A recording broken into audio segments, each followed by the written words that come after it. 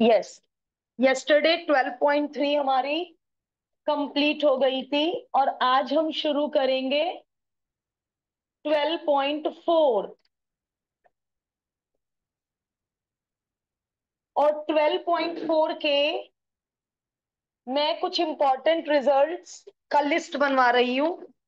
तो ये जो इन्होंने 3 पेजेस में थ्योरी दी है, ये सब हमारी एक लिस्ट में आ जाएंगे और समझा समझा के लिस्ट बनाएंगे। सबको बहुत आराम से लिस्ट समझ आएगी। ए यूनियन बी सेट्स में जो नंबर ऑफ एलिमेंट्स निकालने का फॉर्मूला था ए यूनियन बी में, पूरे फॉर्मूले में स्मॉल एन की जगह कैपिटल पी लगा दो और फॉर्मूला हमें आता है P A plus P be mine. और रीजन वही है कि इंटरसेक्शन माइनस क्यों हुआ, क्योंकि वो 2 बार ऐड हो गया। रीजन वही है। तो स्मॉल एन की जगह अब यूनियन को ही आप कई तरीकों से लिख सकते हो और समझने का सबसे बेस्ट तरीका सैंपल वेन डायग्राम। यहां यूनिवर्सल सेट की जगह सैंपल स्पेस आ जाएगा। ये सेट ए नहीं है, event A and event are also sets. Curly bracket में लिखते हैं आउटकम्स। ये इवेंट बी, ये यूनियन का फॉर्मूला तो हमें आता ही है। अब मुझे बताइएगा मैंने ये कैसे लिखा। It is on page number 328। चलिए, ये हमने फॉर्मूला कैसे लिखा। मान लो मुझे ए, ये वाला क्या होता है ए माइनस बी। ये बीच में कौन होता है ए इंटरसेक्शन बी। और ये कौन होता है बी माइनस ए। और इनमें ओवरलैपिंग नहीं होती। ए माइनस बी की बाउंड्री यहीं तक है, जो ए में हो बी में ना हो। तो यदि मैं इन तीनों आंसर को ऐड कर दूंगी तो किसकी प्रोबेबिलिटी आ जाएगी यूनियन की। कुछ स्टूडेंट्स तो कहते, मतलब कुछ स्टूडेंट्स को यही फॉर्मूला आता है। वो पहले पीए निकालते हैं। कैसे निकालते हैं पीए, इन्हें ऐड करके। फिर पीबी निकालते हैं इन्हें ऐड करके। फिर फॉर्मूला वन ही लगाते हैं। अरे भाई, यदि आपको ये तीनों चीजें दी हैं तो आप फॉर्मूला वन क्यों लगाओगे। आप वेन डायग्राम से दिमाग लगाओ ना, कि यदि आपको ये तीनों चीजें क्वेश्चन में दी है तो आप इन तीनों की प्रोबेबिलिटी ऐड कर दो, यूनियन की प्रोबेबिलिटी आ जाएगी। तो आपको सारे एक्सप्रेशंस आने चाहिए। एक और तरीका ए यूनियन बी का। ए यूनियन बी का, ए माइनस बी में क्या ऐड कर दूं। ए माइनस बी में यदि पूरी बी की प्रोबेबिलिटी ऐड कर दूं, देखना यूनियन ही तो बन गया। ए माइनस बी शेड नहीं करना चाह रही हूं। ए माइनस बी में बी का सर्कल ऐड कर दो, पूरा यूनियन आ गया। यूनियन को तो मैं शेड कर सकती हूँ, ये पूरा यूनियन होता है। एक और तरीका यूनियन को एक्सप्रेस करने का, बोलो। पी ए के सर्कल में क्या ऐड कर दूं, ए के सर्कल में बी माइनस ए की प्रोबेबिलिटी है। तो क्वेश्चन में देख लो भाई, यदि ये दो चीजें दी है तो फॉर्मूला वन के पीछे मत पड़ो। यदि ये दो चीजें दी है तो इससे यूनियन निकाल लो। ये दो चीजें दी है तो इससे यूनियन की प्रोबेबिलिटी निकाल लो।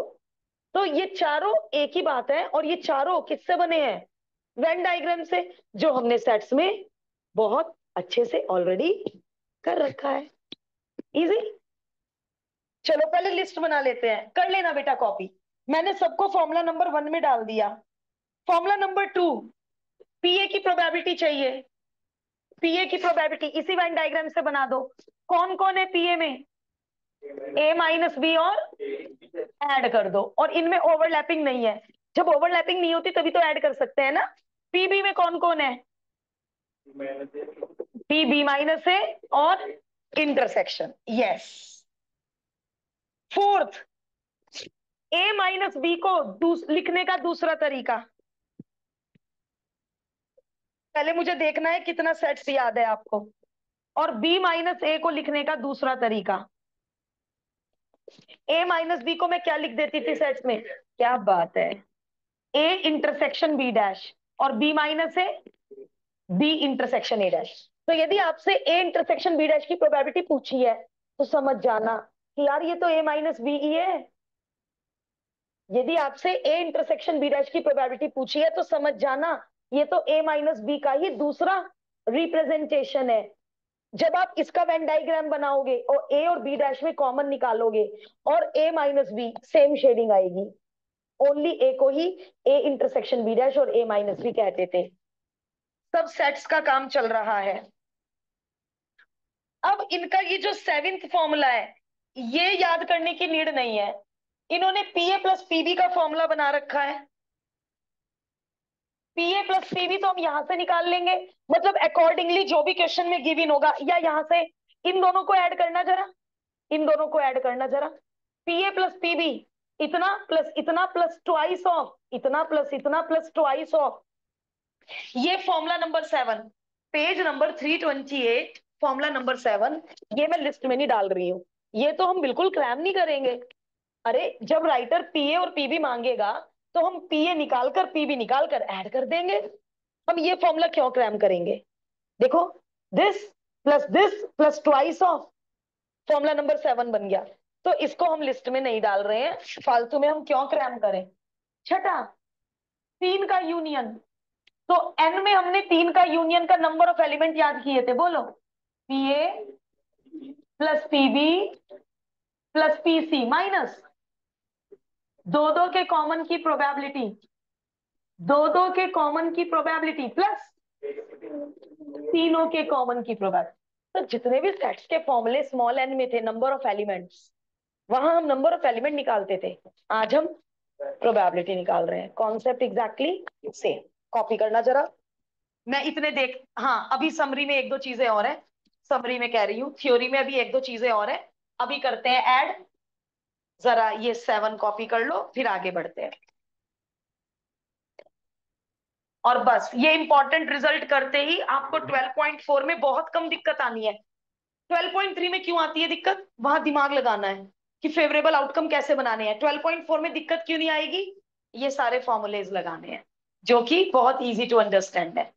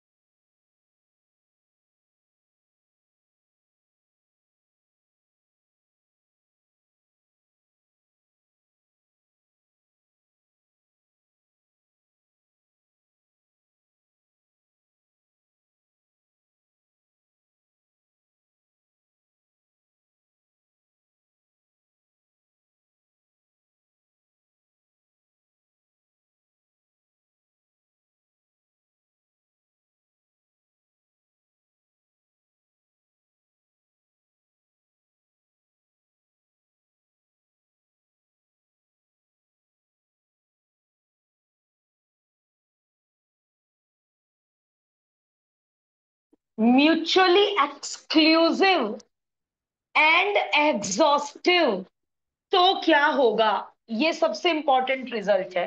क्योंकि ये वर्ड्स हमने सेट्स में नहीं पढ़े, ये वर्ड्स हमने प्रोबेबिलिटी में ही आके पढ़े। चलो, एक्सक्लूसिव का केस बताओ। एक्सक्लूसिव में क्या होता था, किसको याद है एक्सक्लूसिव? जिनमें कुछ कॉमन ना हो। एक्सक्लूसिव जिनमें कुछ कॉमन ना हो।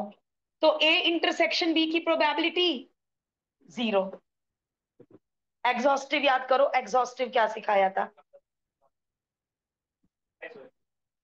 जिनका यूनियन, जिन इवेंट्स का यूनियन सैंपल स्पेस आ जाए, उन इवेंट्स को एग्जॉस्टिव कहते हैं। फॉर एग्जाम्पल, हमने दो कॉइन टॉस किए, हमने दो कॉइन टॉस किए। ए में एटलीस्ट वन हेड लिया और बी में एग्जैक्टली वन हेड लिया। ए में एटलीस्ट वन हेड लिया और बी में एग्जैक्टली वन हेड लिया। ये एग्जॉस्टिव है। क्यों है एग्जॉस्टिव? इनका यूनि वन कहाँ, भी तो वन पढ़ाया ही नहीं, टीटी नहीं आया, तो ये एग्जॉस्टिव नहीं है। तो मैं इसमें ले लेती हूं एटलीस्ट वन टेल। मुझे कुछ सिखाना है, ध्यान से सुनो बेटे, प्लीज ऑनलाइन वाले भी सुनना। ये एटलीस्ट वन हेड, ये एटलीस्ट वन टेल, ये एग्जॉस्टिव है। क्यों है ये एग्जॉस्टिव? क्योंकि इनका यूनियन सैंपल स्पेस बना लेगा। ठीक है।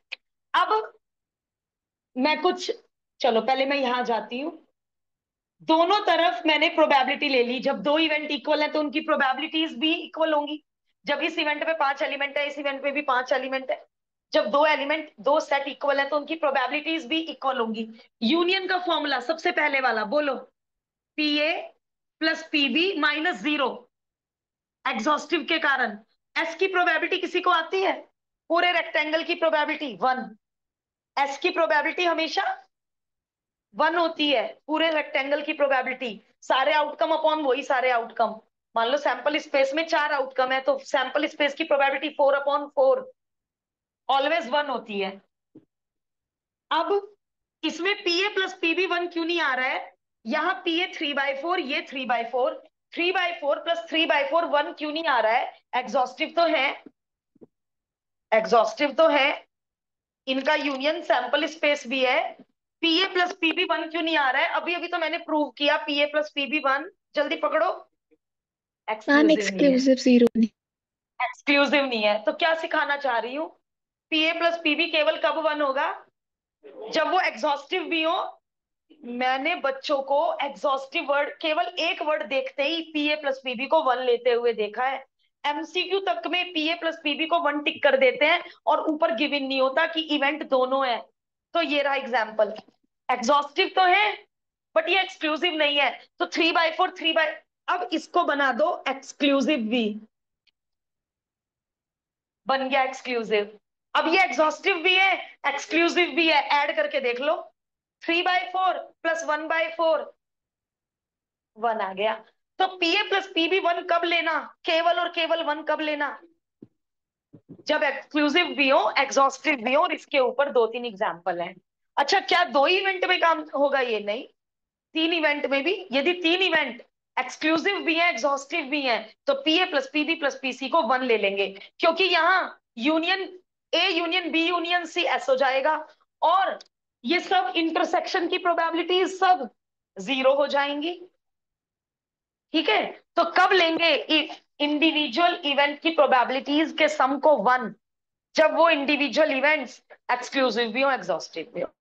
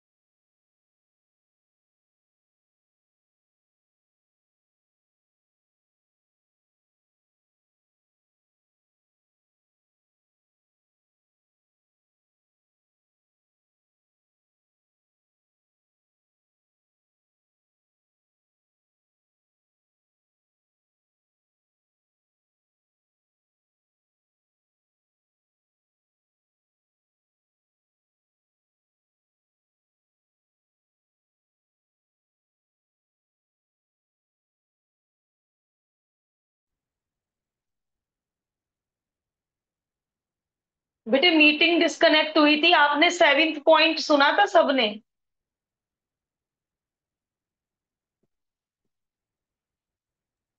Yes hello, ma'am. आप सबने सेवंथ पॉइंट एक्सप्लेन हो चुका था? Yes ma'am. Yes yes ma'am. Ma'am. Okay. Okay बेटा।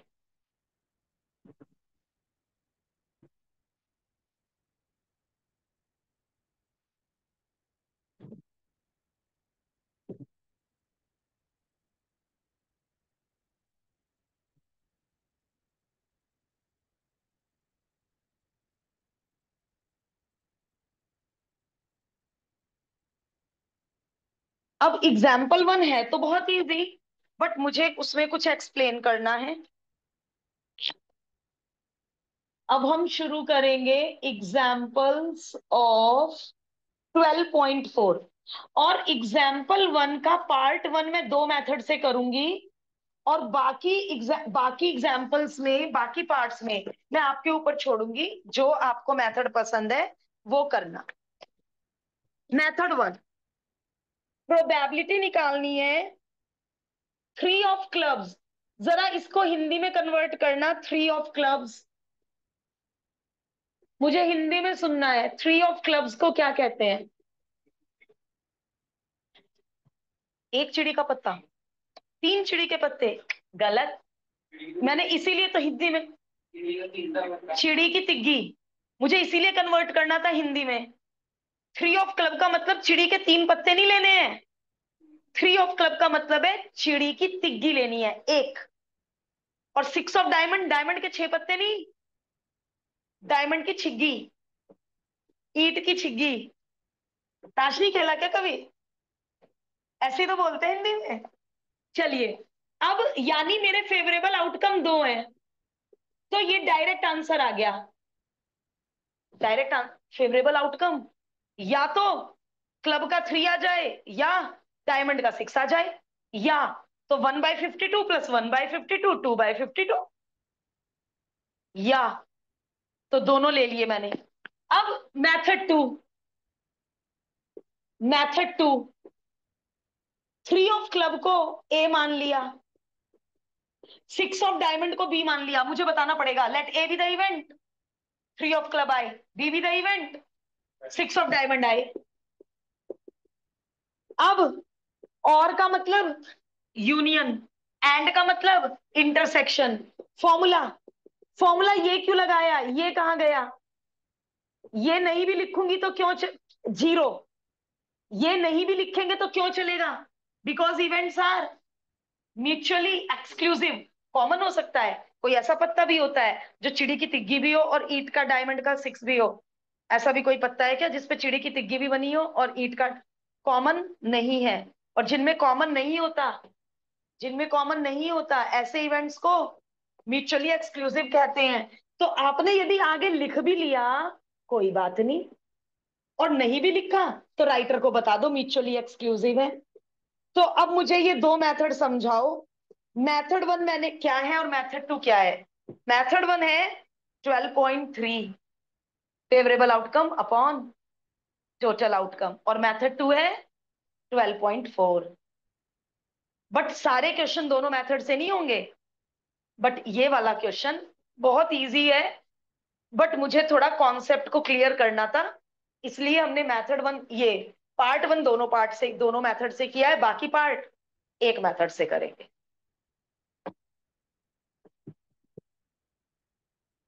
सारे क्वेश्चन दोनों मेथड। कोई कोई क्वेश्चन अब आपको लग रहा होगा मैम मेथड तो इतना लंबा मैं क्यों करूं, पहले मैं ये बताऊं ए थ्री ऑफ क्लब है, मैं ये बताऊं बी सिक्स ऑफ डायमंड है, इतना बड़ा मेथड क्यों करूं? कुछ क्वेश्चन मेथड टू से इजी पढ़ेंगे, फेवरेबल आउटकम काउंट करने मुश्किल पड़ेंगे। तो अभी आगे धीरे धीरे चलते हैं, पता चल जाएगा व्हाट आई वांट टू से। आप जरा एग्जांपल वन के चारों पार्ट कीजिए प्लीज। चारों पार्ट बहुत आसान है, हम इसके चारों पार्ट 12.3 से करेंगे। एग्जाम्पल टू से यूज करेंगे हम 12.4। एग्जाम्पल वन के चारों पार्ट हम favourable outcome upon total outcome से करने वाले हैं।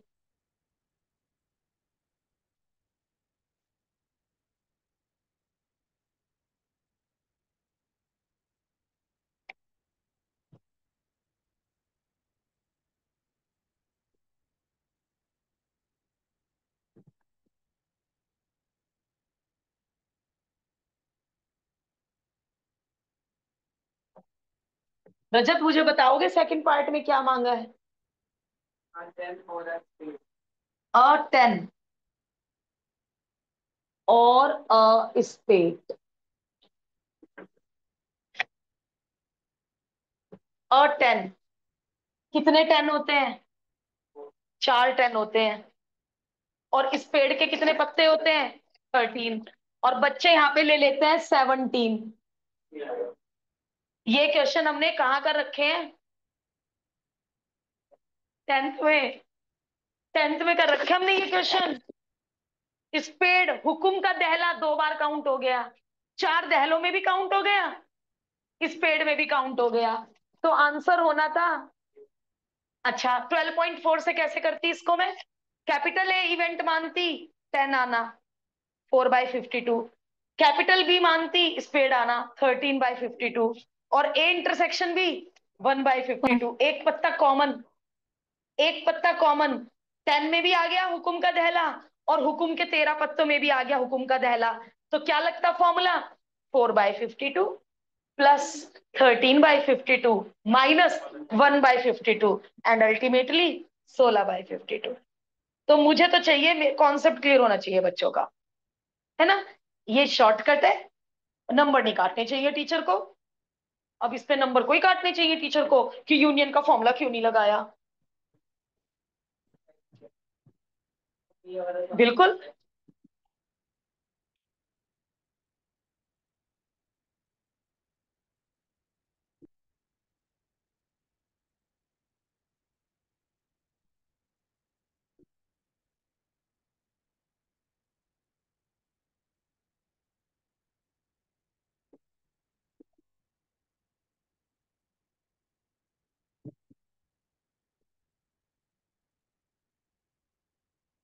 कोहू बेटे, कॉम्बिनेशन क्यों नहीं यूज हो रहा है? एक पत्ता निकालना है। मान लो 2 पत्ते निकालने होते तो 16C2 आता। कॉम्बिनेशन इसलिए यूज नहीं हो रहा है क्योंकि 16C1 16 ही होता है। 16C1 16 ही होता है, बट यदि 2 पत्ते निकालने होते तो फिर मुझे कॉम्बिनेशन यूज करना पड़ता बेटे।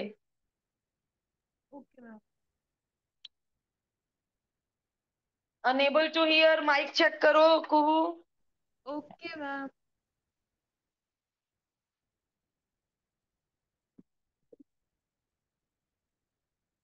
Neither a four nor a club. कौन कौन से पत्ते मुझे नहीं लेने हैं? चारों चौगी नहीं लेनी है, और क्लब के 13 पत्ते। बट ये 4 और 13 17 क्यों नहीं हुए? 17 पत्ते क्यों नहीं है ये? एक पत्ता दोनों में काउंट हो गया, कौन? क्लब की चौगी, दोनों में काउंट हो गई। तो ये टोटल पत्ते 16 हैं। मुझे इन 16 में से कोई भी नहीं लेना है। तो मुझे कौन लेना है? बचे हुए 36 में से कोई भी लेना है। Neither a four nor a club. मेरे सिलेक्शन में ना कोई चौगी आनी चाहिए, ना चिड़ी का कोई पत्ता आना चाहिए। तो मैंने वो 16 पत्ते अलग कर दिए, तो फेवरेबल आउटकम 36 हो गए। या 1 - मेथड, 1 - 16/52, 1 - दूसरा इवेंट।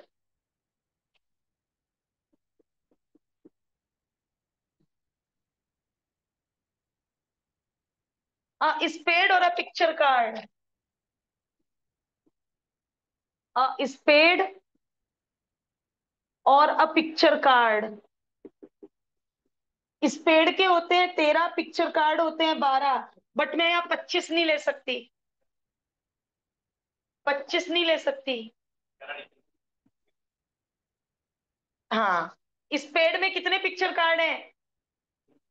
बादशाह स्पेड का, क्वीन स्पेड की, जैक स्पेड का। 3 पत्ते इसमें भी काउंट हो गए, 3 पत्ते इसमें भी काउंट हो गए।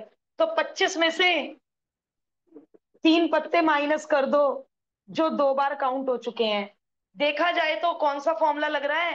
पीए प्लस पीबी। देखो, यदि मैं 25 को ऐसे लिख दूं बेटा, तो कौन सा फॉर्मूला लगा? 13/52, पीए प्लस पीबी माइनस पीए इंटरसेक्शन बी, और मतलब यूनियन। कायदे में ये यूनियन का ही फॉर्मूला लग रहा है देखा जाए तो। बट एग्जाम्पल 1 डायरेक्ट भी हो रहा है। आगे के एग्जाम्पल्स में आपको इवेंट ए, इवेंट बी और यूनियन का फॉर्मूला लगाना पड़ेगा। केवल एग्जाम्पल वन ही है, इतना स्ट्रेट फॉरवर्ड था।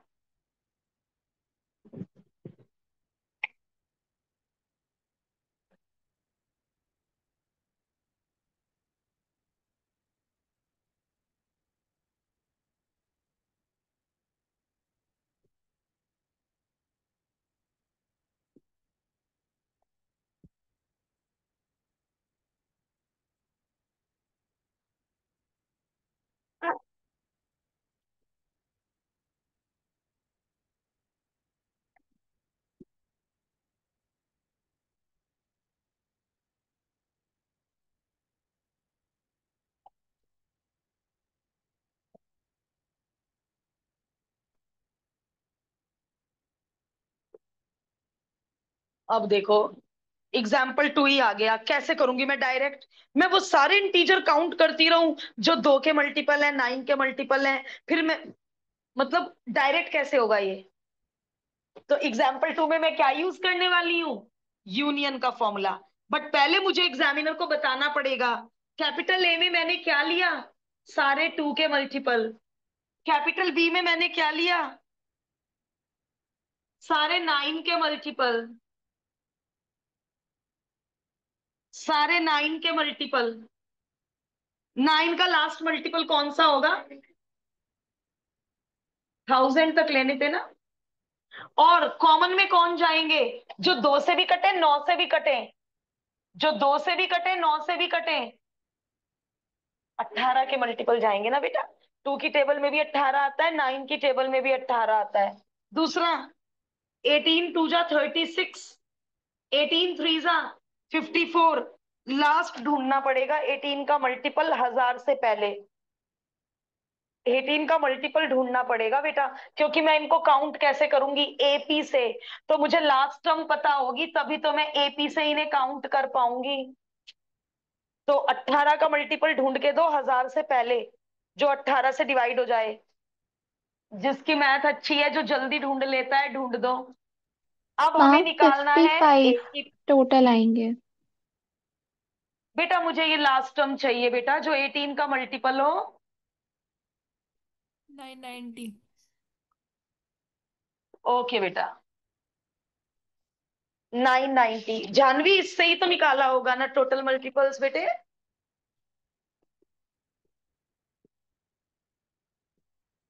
यस जानवी। 990 के बिना कोई हो जाएगा बेटा क्वेश्चन?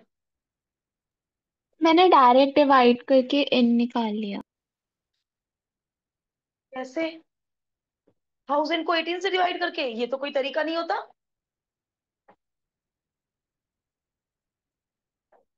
ये तीनों एपी है बेटा। एपी की नंबर ऑफ टर्म्स कैसे निकालते थे हम लोग क्लास 10th में जानवी? अब आप मार्जिन के इधर या फेयर में देखो। मैं पीए कब तक नहीं निकाल सकती? सबका डिनोमिनेटर तो मुझे आंख बंद करके पता है। Total integer are 1000। मैं ये तीनों प्रोबेबिलिटीज कब तक नहीं निकाल सकती? जब तक मुझे फेवरेबल आउटकम के नंबर ना पता हो। तो मुझे क्या पता कैपिटल ए में कितने नंबर है? 2 से डिविजिबल वाले तो आधे होते हैं। 2 से डिविजिबल वाले तो आधे होते हैं। 1000 में आधे ओड होंगे, आधे इवन। बट इनको ओरल कैसे कर सकते हैं बेटा? इसको तो ऐसे करना पड़ेगा, last term is equal to A plus N minus one into D. और इसमें भी ऐसे ही करना पड़ेगा, last term is equal to A plus N minus one into D. जो इसका एन आएगा वो यहां भरना है, और जो इसका एन आएगा, आप N1 N2 यूज कर लो यदि आपको लग रहा है हमारे नंबर ना कट जाए। बताइएगा मुझे N1 N2। 9 के कितने मल्टीपल होते हैं? कितने? 110। 111। चेक कर लो। मैम पर हम डायरेक्ट और भी तो कर 18। सकते। जानवी, डायरेक्ट कैलकुलेशन का क्या तरीका होता है? जैसे हमने 1000 को पहले 2 से डिवाइड कर दिया तो 5000 वो आ जाएंगे। फिर 1000 को 9 से नहीं डिवाइड तो ये करा। आधे, ये तो आधे और आधे इवन होते हैं ना। आप एपी में कैसे पता करते थे जब क्वेश्चन आता था? 7 के 2 डिजिट नंबर निकालो, उनका सम निकालो, कैसे करते थे 10th में? कर सकते हैं, फिर राउंड ऑफ किया होगा क्योंकि 1018 से डायरेक्ट डिविजिबल तो है नहीं। नहीं तो क्वेश्चन क्वेश्चन आ जाएगा ना हमारे पास की 55 टोटल हमारे पास एन इंटरसेक्शन ए तो बी उसे और फेयर में इंटरसेक्शन मत का शो है। करना, वो प्रेजेंटेशन फेयर में नहीं शो करना। Okay ma'am. कितने बताए थे जानवी 18 के मल्टीपल? 55 वो 18 के मल्टीपल। हाँ, अब यहाँ पर सारी प्रोबेबिलिटीज भर दीजिए, आ गई यूनियन की प्रोबेबिलिटी। तो अब ये क्वेश्चन तो मैं डायरेक्ट नहीं करना चाहूंगी बिल्कुल भी, तो इसमें तो मैं चाहूंगी आप फॉर्मूला लगाएं, बेसिक फॉर्मूला।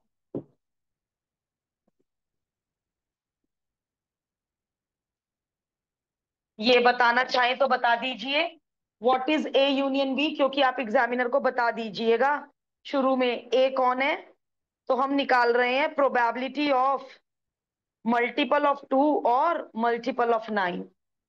और का मतलब होता है यूनियन, एंड का मतलब होता है इंटरसेक्शन। या तो मल्टीपल ऑफ 2 हो या मल्टीपल ऑफ 9 हो, तो जो दोनों के मल्टीपल है वो भी जाएंगे।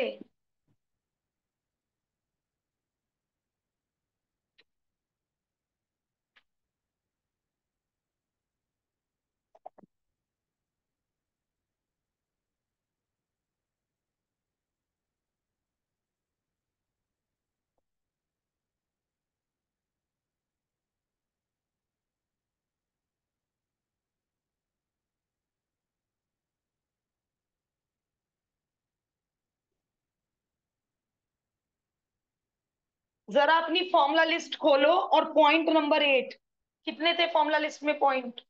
7।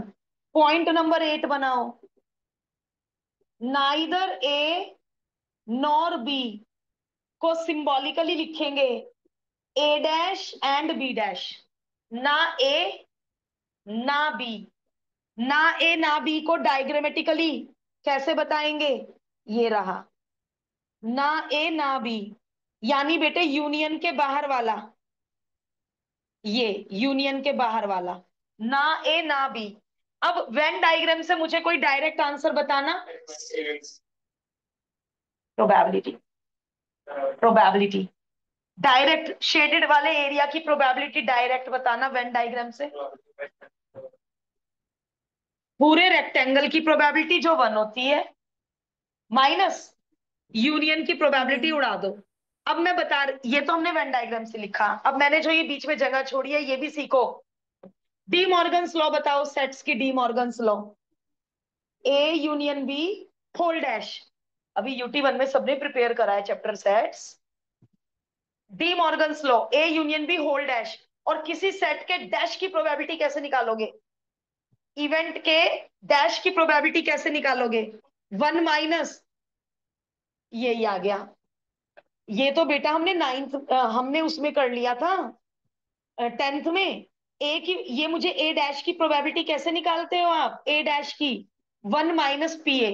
तो यूनियन बी के होल डैश की प्रोबेबिलिटी कैसे निकालोगे? 1 माइनस यूनियन की प्रोबेबिलिटी, 1 माइनस यूनियन की प्रोबेबिलिटी।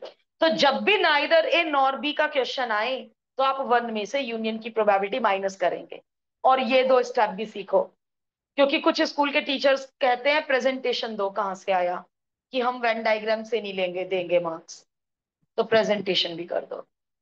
तो ये 8.8 बना के अपने माइंड में सेट कर लो। ना इवेंट ए होना ना इवेंट बी होना, इसकी प्रोबेबिलिटी पूरे रेक्टेंगल की प्रोबेबिलिटी में से यूनियन की प्रोबेबिलिटी उड़ा दो।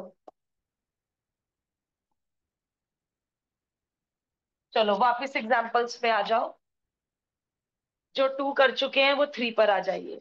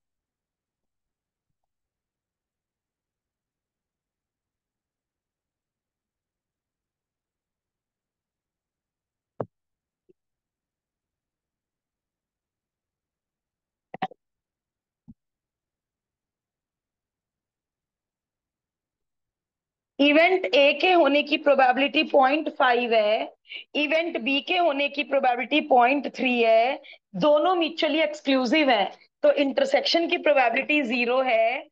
ना ए ना बी होने की प्रोबेबिलिटी बताइए। यानी A union B whole dash, यानी 1 - ए यूनियन बी। और जब म्यूचुअली एक्सक्लूसिव है तो आप फॉर्मूला लगाएंगे P A plus P B, क्योंकि जो वो minus P A intersection B है वो 0 है। And question done. क्या वही, क्या आसान क्वेश्चन था ये वाला तो। Easy. Neither A nor B, वो कहाँ गया, पूरा फॉर्मूला कहाँ गया, माइनस, क्योंकि म्यूचुअली एक्सक्लूसिव है। अब जरा 3 4 एग्जाम्पल बहुत इजी हैं, तो आप अपनी पेस से आगे बढ़ जाइए।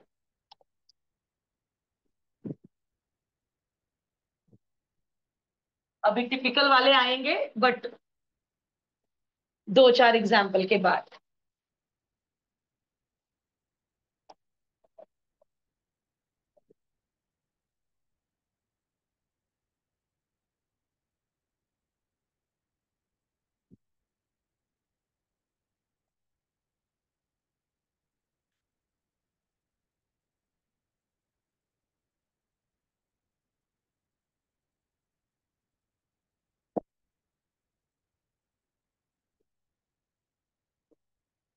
अच्छा, अब की बार और है बीच में भाई, अब गलती ना कर दे कोई। हाँ, और है बीच में।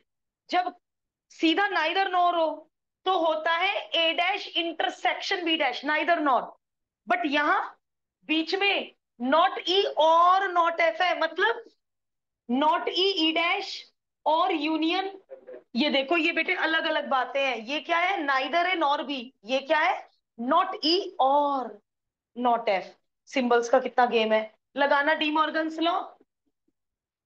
D Morgan's law, E intersection F whole dash, और किसी भी सेट के डैश की प्रोबेबिलिटी 1 - उसी सेट की प्रोबेबिलिटी। तो कितना आ जाएगा इंटरसेक्शन, 1 - 0.25, दैट इज, क्या पूछा है, यही पूछा है। अच्छा, क्वेश्चन में पूछा एक्सक्लूसिव है या नहीं। अरे जब इंटरसेक्शन की प्रोबेबिलिटी 0 नहीं है, therefore E and F R not mutually exclusive. यदि म्यूचुअली एक्सक्लूसिव होते हैं तो इंटरसेक्शन की प्रोबेबिलिटी 0 होती है, 0 होती है। इसीलिए मैंने कहा था 2 4 एग्जाम्पल अब इजी लेवल के हैं।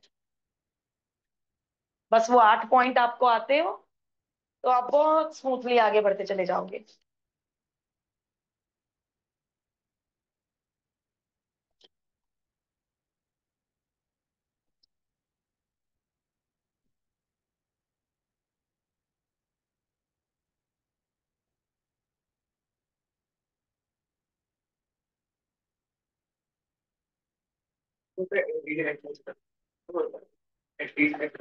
हो सकता है।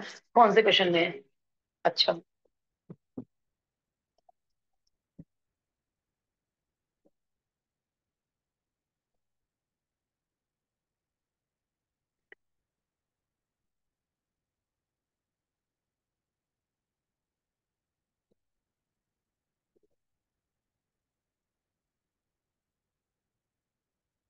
probability of an event A occurring is 2/3. Okay.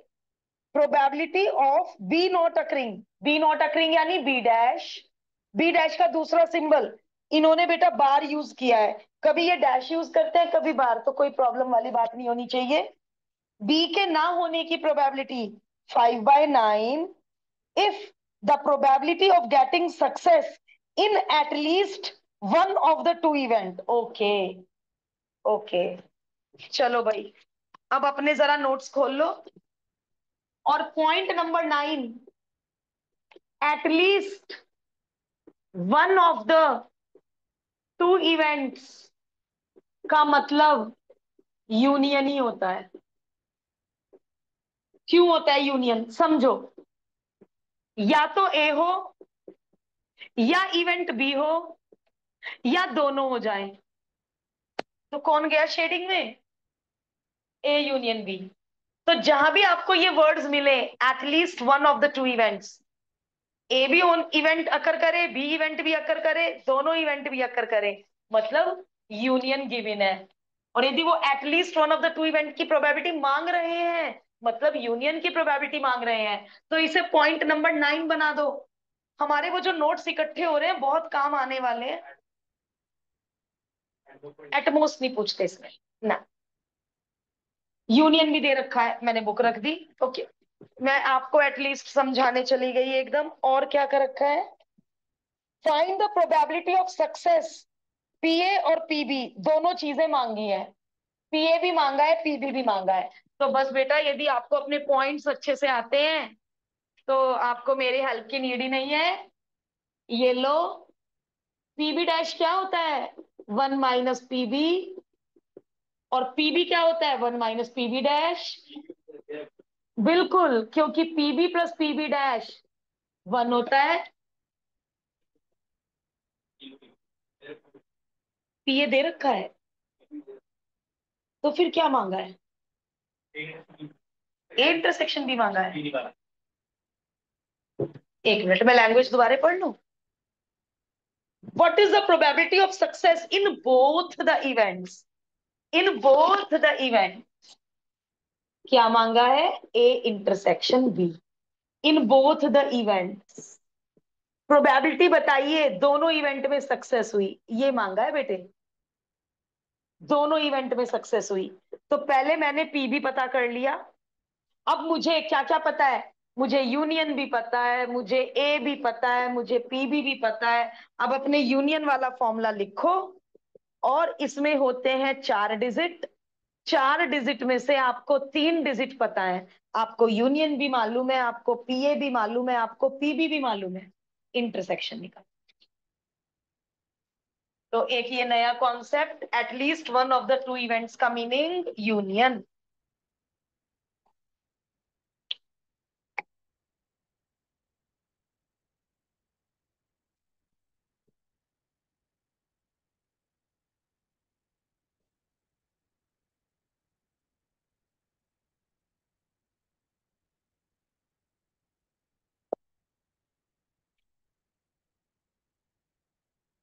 अब जैसे आज सारे एग्जाम्पल तो हो ही नहीं पाएंगे, हम कितनी भी स्पीड बढ़ा लें, है ना?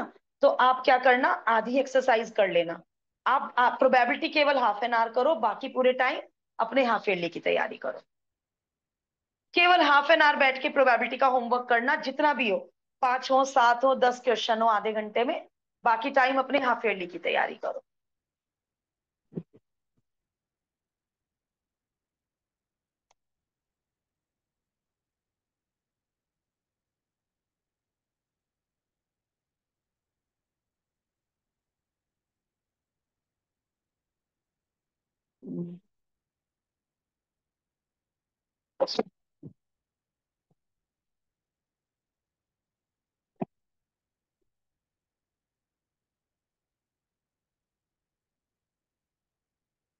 सिक्स तो सारा फॉर्मूलों का खेल है। जो जो रिजल्ट आपने सीखे हैं, उन सब रिजल्ट्स का यूज कर लो।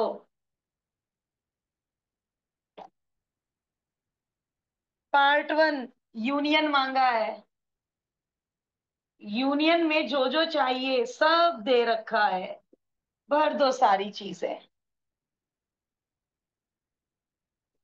चलो पहले आप ट्राई करो, फिर इस तरह तो हम कैसे दिमाग लगाएंगे। चारों पार्ट आप बहुत आराम से कर सकते हो बेटे।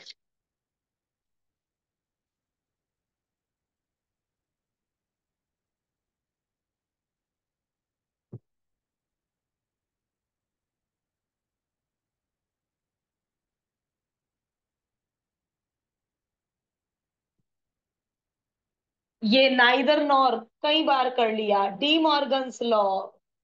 1 - जो पार्ट 1 का आंसर आया है वो यहां भर दो, पार्ट 1। तो यदि पार्ट 2 आया तो पार्ट 1 तो करना ही पड़ेगा। जो भी पार्ट 1 का आंसर यूनियन का आया है, पार्ट 2 में पुट कर दो।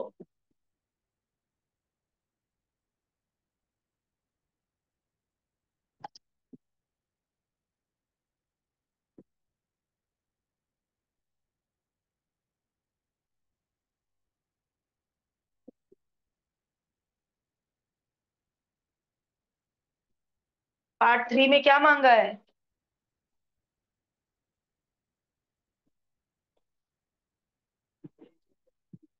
किसको याद है ए इंटरसेक्शन बी डैश किसको कहते थे?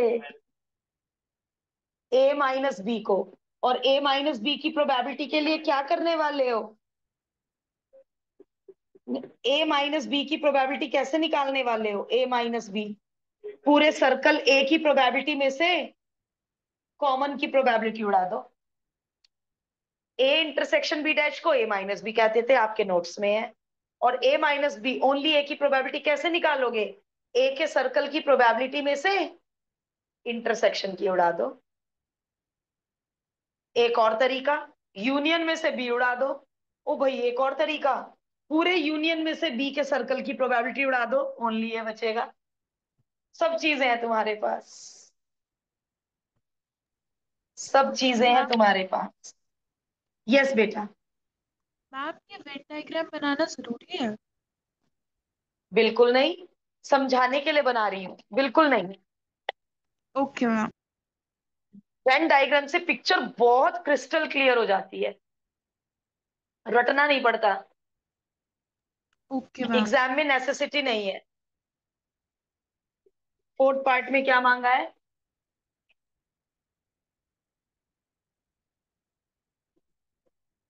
B intersection A dash. क्या है आपके नोट्स में B intersection A dash? B minus A. और बी माइनस ए की प्रोबेबिलिटी कैसे निकालोगे? बी की प्रोबेबिलिटी में से कॉमन की प्रोबेबिलिटी उड़ा दो। सारी चीजें क्वेश्चन में पहले से ही दे रखी हैं। तो ये चारों पार्ट आपका कॉन्सेप्ट स्ट्रॉन्ग करने के लिए बनाए गए हैं कि स्टूडेंट को कम से कम वो सारे रिजल्ट्स समझ आए या नहीं। कितने इजी थे चारों पार्ट।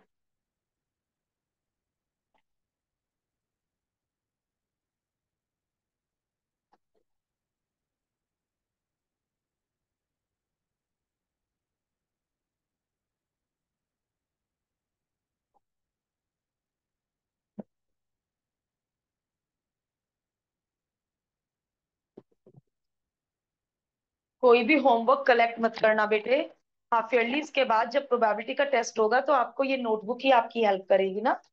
जब आप तैयारी करोगे चैप्टर की तो एक्सरसाइज के सॉल्यूशंस होने चाहिए हमारे पास। तो होमवर्क को पेंडिंग मत होने देना।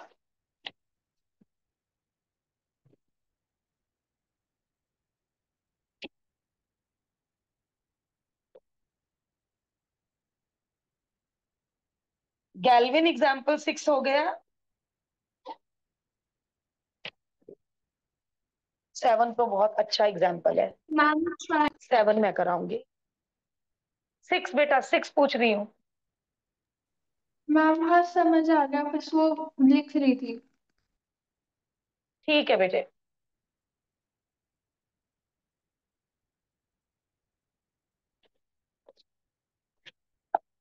एग्जाम्पल 7 कोर एनसीईआरटी का क्वेश्चन है और इम्पोर्टेंट है, और इसमें जो बच्चे गलती करते हैं वो समझेंगे।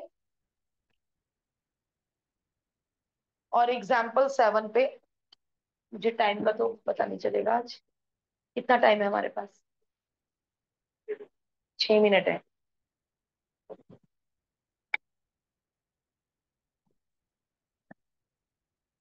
समझा दो एग्जाम्पल 7 गैल्विन, 6 बोर्ड पर है ही।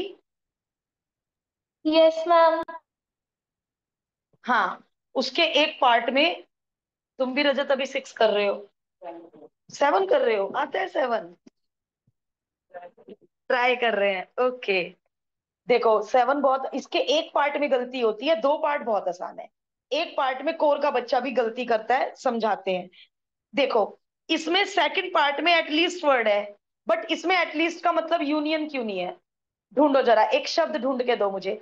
अभी मैंने पॉइंट नंबर 9 लिखाया, एटलीस्ट का मतलब यूनियन, बट इसमें भी पार्ट 2 में एटलीस्ट वर्ड है, बट इसमें नॉट है। वो नॉट ही तो नहीं दिखता बच्चों को, और यूनियन निकाल आते हैं पार्ट 2 में।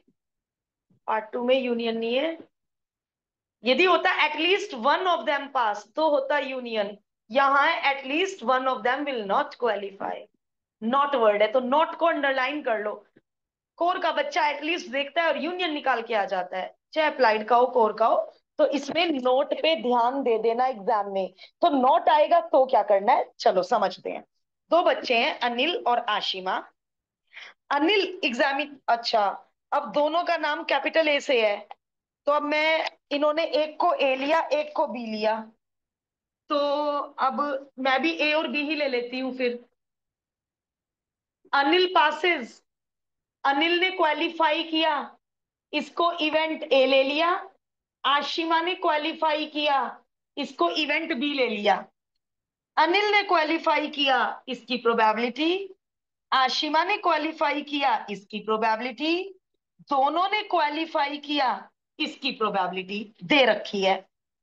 दोनों क्वालिफाई ना करें, पार्ट वन इजी क्यों है, दोनों क्वालिफाई ना करें। वेरी गुड, नाइदर नॉट, दोनों क्वालिफाई ना करें। लैंग्वेज चेंज करो, नाइदर ए क्वाली neither Anil qualify nor Ashima qualify. दोनों क्वालिफाई करें तो ए इंडस्ट्री भी होगा, दोनों क्वालिफाई करें तो ना, ना अभी समझा रही, अभी समझा रही बेटा। अब मुझे पार्ट वन के लिए यूनियन निकालना पड़ेगा, यहाँ पे यूनियन ब्रैकेट में निकाल दो, या यूनियन पहले अलग से निकाल दो, क्योंकि यदि आगे गलती हो गई तो यूनियन के नंबर मिल जाएंगे। देखो मैं जरा अतुल्य का प्रॉब्लम सॉल्व कर दूं। बोथ क्वालिफाई, यानी ये वाली प्रोबेबिलिटी है। अब मैं वन में से इसको माइनस करके ये नहीं कह सकती बोथ नॉट क्वालिफाई, क्योंकि बोथ नॉट क्वालिफाई तो ये वाली प्रोबेबिलिटी है। ये दो कहाँ जाएंगे, कितना जरूरी है स्टेप समझना। अरे हाँ, ये वाली मिस्टेक तो मैंने बहुत कॉमन देखी है। पार्ट वन का आंसर लिख के आते हैं 1 - 0.02, कि बोथ क्वालिफाई तो 0.02, बोथ नॉट क्वालिफाई तो 1 - 0.02। मैम नॉट आ गया, वन में से घटा दो। नहीं, बोथ क्वालिफाई ये अंदर का है केवल, बोथ नॉट क्वालिफाई बाहर का। तो वन माइनस कहाँ लगा, ये वाली शेडिंग और ये शेडिंग ऐड करके वन कोई आएगा, ये कहाँ गई जहां शेडिंग ही नहीं है।